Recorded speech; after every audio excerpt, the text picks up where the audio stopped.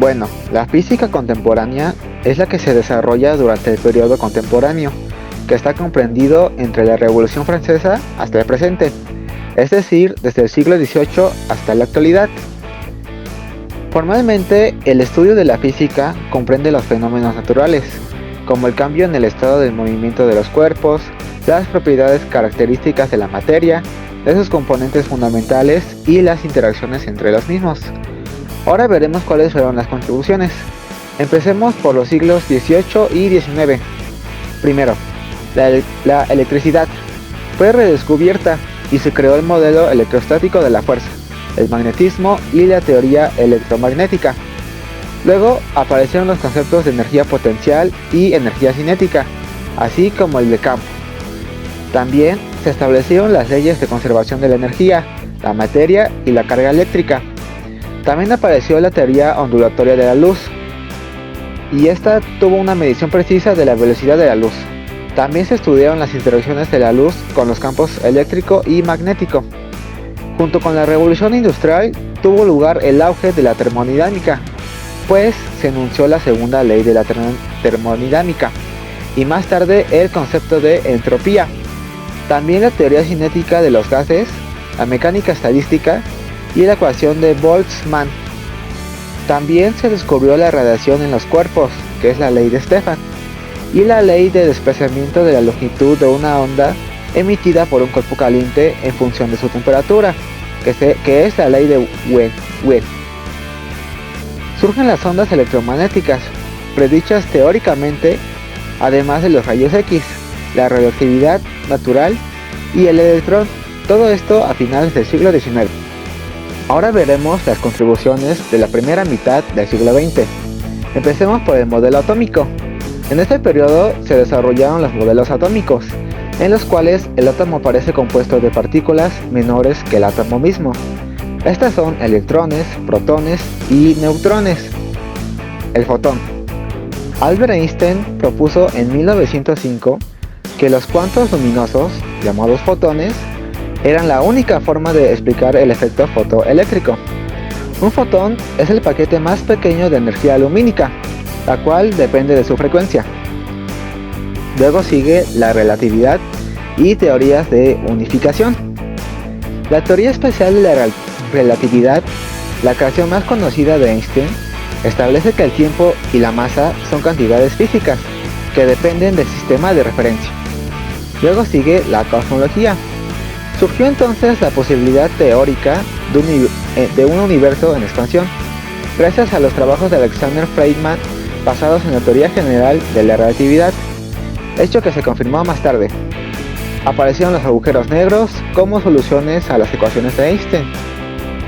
Un descubrimiento importante fue el efecto Compton, con el cual establece que los fotones, a pesar de no tener masa, sí tienen cantidad de movimiento, proporcional al inverso de su longitud de onda, la constante de proporcionalidad en la constante de Planck.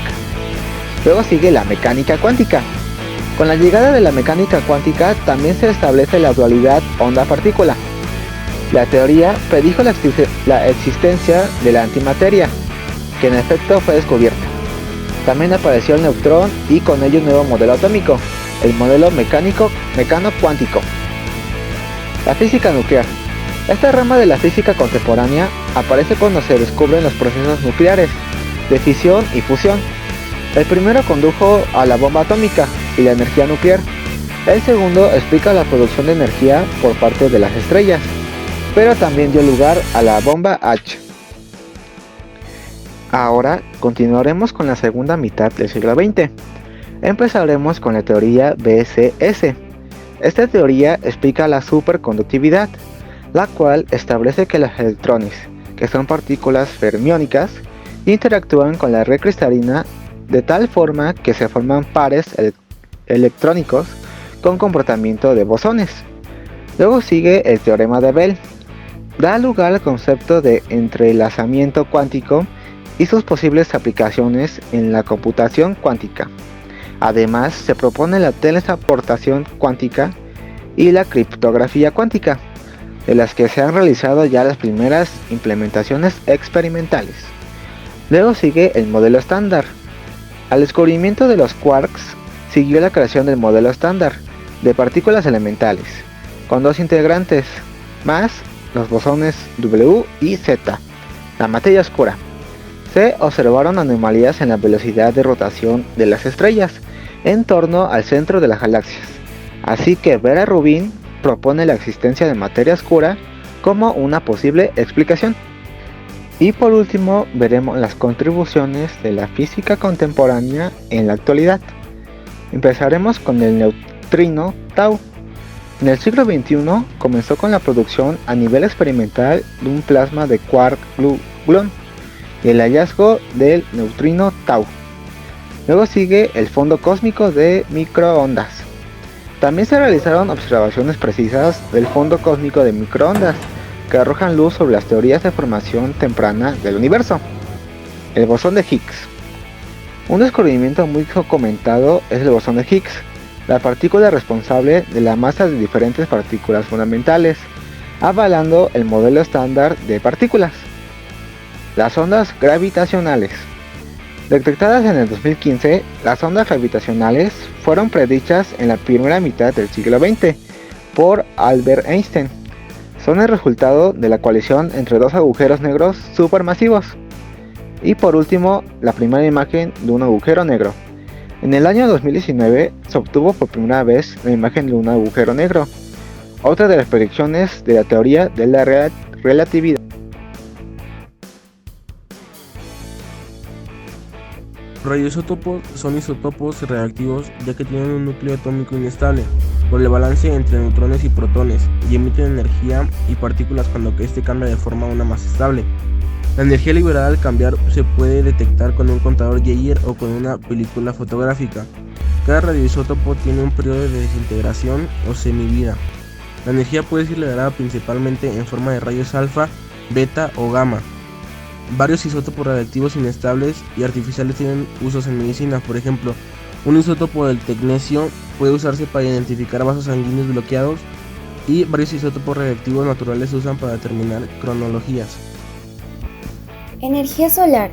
El Sol es una gran fuente de energía que puede aprovecharse en el planeta Tierra como energía renovable, de la cual vamos a encontrar tres tipos. Térmica, la cual aprovecha el aporte calorífico que brinda el Sol. Fotovoltaica, que es la obtención directa de la electricidad a partir de la radiación solar. Energía solar pasiva, la cual aprovecha directamente la energía procedente del Sol sin realizar ninguna transformación de esta. Otro beneficio que utilizamos en la energía solar como medio de energía renovable es el precio global. El coste total de los proyectos solares fotovoltaicos se sitúa por debajo de los costes marginales de las plantas de generación con combustibles fósiles y seguirá bajando drásticamente en las próximas 3 décadas. Su funcionamiento. Los paneles solares térmicos en las edificaciones funcionan con un fluido, mezcla de agua y anticongelante que se calienta mediante la radiación del sol. El calor acumulado se transfiere por medio de un intercambio a un circuito secundario, donde se calienta el agua en el depósito general del sistema. De hecho, las instalaciones de energía solar térmica se imponen en las construcciones de obra nueva de cada vez más países con el fin de mejorar los niveles de sostenibilidad del sector inmobiliario. Medicina nuclear. Consiste en utilizar pequeñas cantidades de materia radioactiva combinada con una molécula transportadora a la que se le denomina radiosonda o radiofármaco. La radiosonda es formada por una molécula portadora unidas fuertemente a un átomo radiactivo. Este tipo de tratamiento se utiliza para diagnosticar, evaluar y tratar varias enfermedades como el cáncer, enfermedades cardiovasculares, gastrointestinales, endocrinas o neurológicas. Esta medicina a nivel celular ayuda a encontrar enfermedades, aplicar tratamientos a células específicas, monitorear la respuesta a un tratamiento. Los tratamientos por lo regular no son invasivos y no causan dolor. Cuando la radiosonda es inyectada en el cuerpo, se acumula en ciertas áreas del cuerpo que necesita ser examinada, como por ejemplo un tumor. Entre sus usos comunes, encontramos que los médicos utilizan la medicina nuclear para ver qué es lo que está sucediendo a nivel celular y para entender mejor cómo funciona el cuerpo. Se puede usar para ver el flujo sanguíneo, detectar enfermedades del corazón, evaluar el rechazo después de un trasplante, problemas de respiración, fracturas, artritis, infección en los huesos, metástasis de los huesos, detectar enfermedades de Alzheimer y enfermedades neurológicas. Esto entre muchas otras aplicaciones y funciones que tiene la medicina nuclear.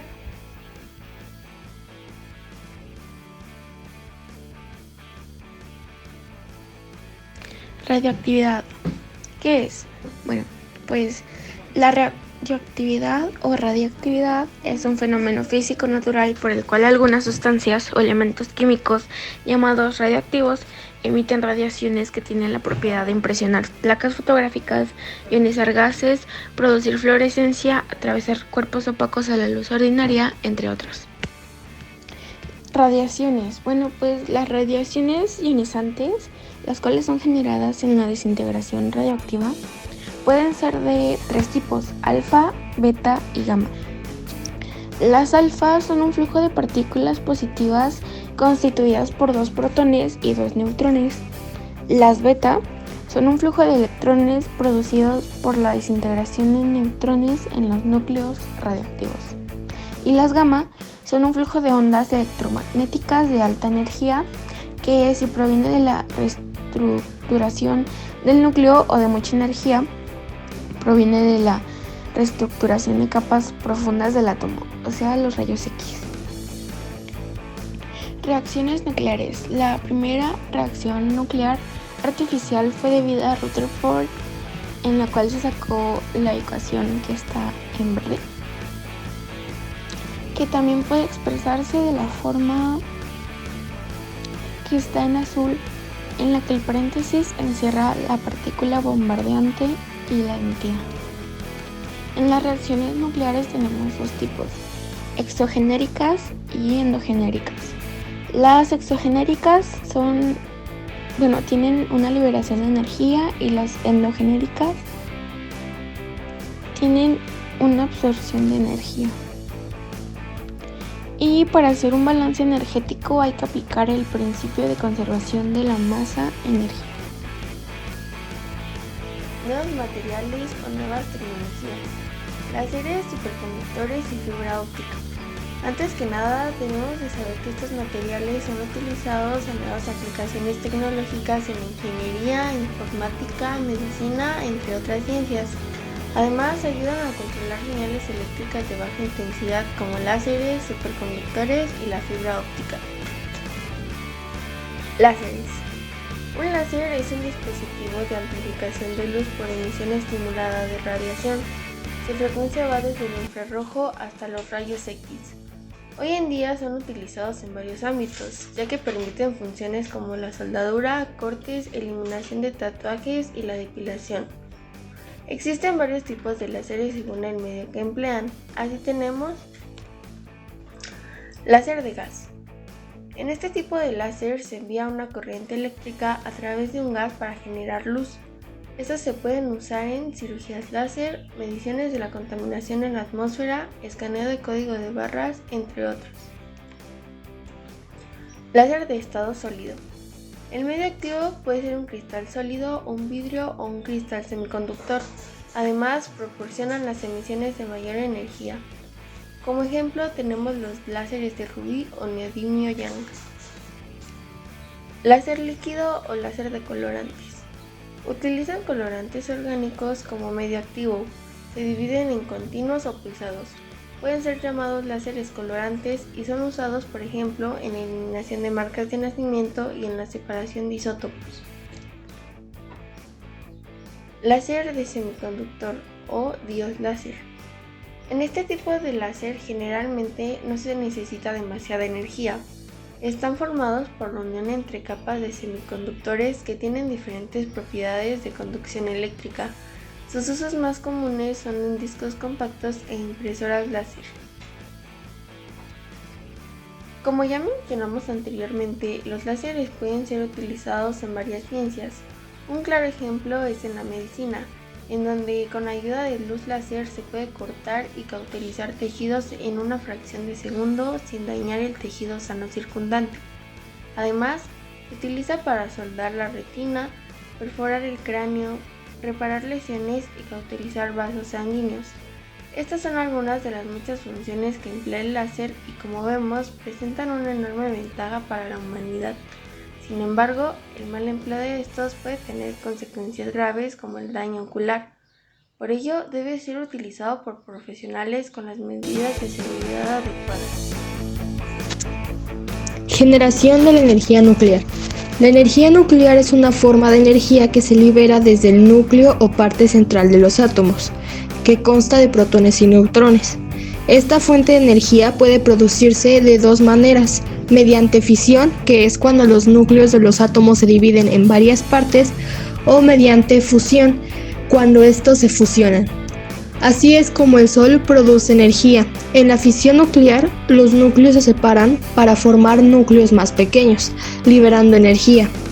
Las centrales nucleares utilizan la fisión nuclear para producir electricidad, y cuando se produce una de estas dos reacciones nucleares, la fisión nuclear o la fusión, los átomos experimentan una ligera pérdida de masa. Esta masa se pierde cuando se convierte en una gran cantidad de energía calorífica y de radiación, como descubrió Albert Einstein en su famosa ecuación E=mc². La energía calorífica producida se utiliza para producir vapor y generar electricidad, aunque la producción de energía eléctrica es la utilidad más habitual que se le da a la energía nuclear. También se puede aplicar en muchos otros sectores, como en aplicaciones médicas o medioambientales. Fusión. La fusión nuclear es una reacción nuclear en la que dos núcleos de átomos ligeros, en general de hidrógeno y sus isótopos, se unen para formar otro núcleo más pesado, generalmente liberando partículas en el proceso. Estas reacciones pueden absorber o liberar energía según la masa de los núcleos sea mayor o menor que la del hierro, respectivamente. Un ejemplo de reacciones de fusión son las que tienen lugar en el Sol, en las que se produce la fusión de núcleos de hidrógeno para formar helio, liberando en el proceso una gran cantidad de energía para formar radiación electromagnética, que alcanza la superficie terrestre y que percibimos como luz y calor.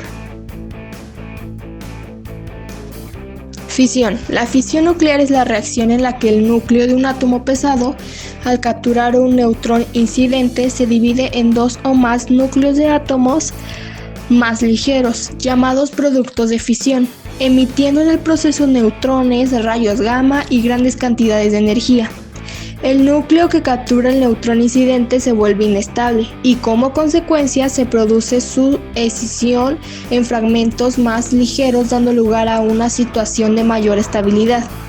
Además de estos productos, en la reacción de fisión se producen varios neutrones que al incidir sobre otros núcleos fusionables desencadenan más reacciones de fisión que a su vez generan más neutrones.